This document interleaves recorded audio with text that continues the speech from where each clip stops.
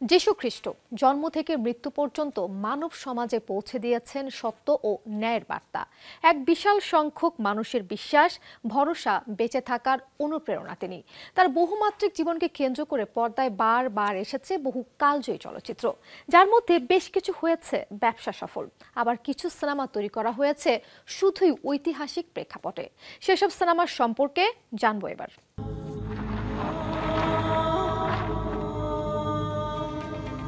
2004 সালের সবচেয়ে আলোচিত ঐতিহাসিক cinema the passion of the Christ. মুখ্য চরিত্রে অভিনয় করেছিলেন জিম ক্যাভিজেল, মনিকা বেলুচি এবং রোজালিন্দার মতো তারকারা। যীশু খ্রিস্টের শেষ কয়েকদিন এবং ক্রুশবিদ্ধকরণের 12 ঘন্টার আগের ঘটনা নিয়ে নির্মিত সিনেমাটি বিশ্বজুড়ে তুমুল সাড়া ফেলেছিল।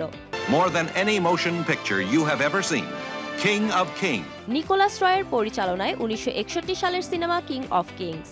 যীশু খ্রিস্টের প্রায় পুরো জীবন তুলে ধরা হয়েছে এতে, যে কারণে চিত্রনাট্য পাল্টাতে হয়েছে বারবার। জেফ্রি হান্টার, সিওনা ম্যাকভেনা অভিনীত সিনেমাটি সমালোচকদের থেকে মিশ্র প্রতিক্রিয়া পেলেও বক্স অফিসে দারুণ সফল হয়। সে বছর গোল্ডেন গ্লোবে মনোনয়ন তালিকাতেও জায়গা করে নেয় এটি। 1959 সালে উইলিয়াম ওয়াইলার পরিচালিত মহাকাব্যিক চলচ্চিত্র বেনহার। রোমান সাম্রাজ্যের অত্যাচার, বেনহারের অভিজাত পরিবারের পতন, পুনরুদ্ধার এবং যীশু খ্রিস্টের শেষ সময়ের কয়েকটি মুহূর্তের পটভূমিতে নির্মিত এই সিনেমা। 1960 সালে প্রথম চলচ্চিত্র হিসেবে এটি রেকর্ড 11টি একাডেমি পুরস্কার জয় করে।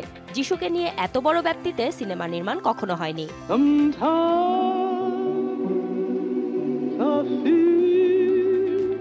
যীশুর জীবন নিয়ে বানানো সিনেমার সংখ্যা নেহাত কম না হলেও তার মধ্যে সবচেয়ে সাহসী সিনেমাটি নিঃসন্দেহে পিওর পাওলো পাসোলিনির the gospel according to Saint Matthew.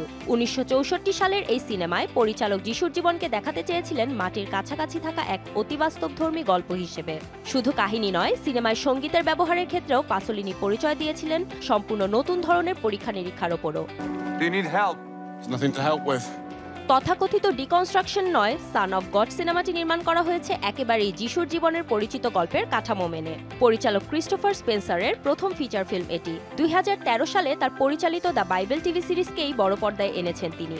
এর আগে অনেকেই অভিনয় করেছেন যীশুর চরিত্রে, তবে এই সিনেমার মুখ্য অভিনেতা যীশুর চরিত্রে অভিনয় করা দিয়েগো মোরগাদোকেই সবচেয়ে সুদর্শন বলে দাবি করা হয়।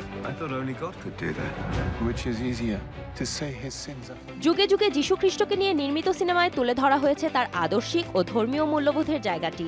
প্রভু যীশুর ক্রুশবিদ্ধ হওয়ার আগ পর্যন্ত ও পরের ঘটনা প্রবাহ নিয়েও নির্মিত হয়েছে অনেক চলচ্চিত্র। তবে ধর্মীয় প্রেক্ষাপটে নির্মিত এসব সিনেমার মাধ্যমে পর্দায় বারবার উঠে এসেছে সত্য ও ন্যায়ের বার্তা। Supriya Saha, showbiz tonight.